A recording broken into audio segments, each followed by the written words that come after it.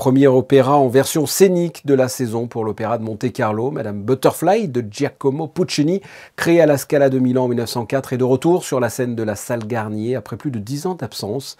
Reportage de José Sacré et Serge Prémont.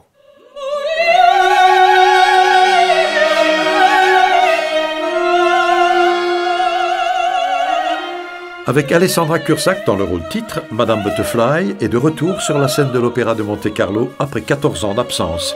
Avec l'Orchestre Philharmonique de Monte-Carlo sous la direction de Gianpaolo Bisonti, les chœurs de l'opéra dirigés par Stefano Visconti, Madame Butterfly de Puccini nous parle aujourd'hui avec autant de force qu'il y a plus d'un siècle.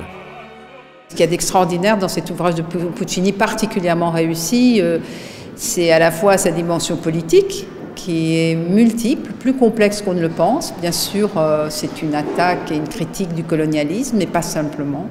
Je pense qu'aujourd'hui, on est peut-être encore plus sensible à toute la dimension de la critique de tout ce qui est de l'intégrisme religieux, et aussi l'intégrisme culturel, le passé, le poids des traditions par rapport à la modernité.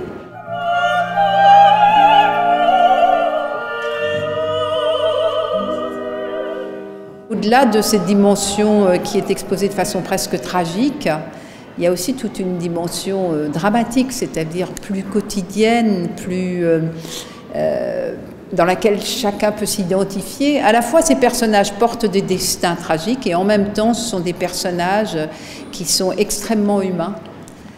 C'est l'histoire d'une amitié qui se brise entre deux hommes américains, mais qui ne voient pas de la même façon le colonialisme. C'est l'histoire d'une femme qui veut défendre à tout prix sa liberté et du rapport d'une femme avec son fils qu'elle élève seule.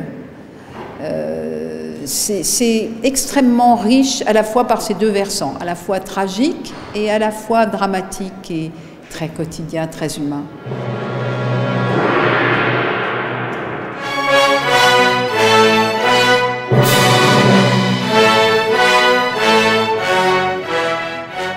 Trois représentations de Madame Butterfly sont prévues les 16, 18 et 21 novembre.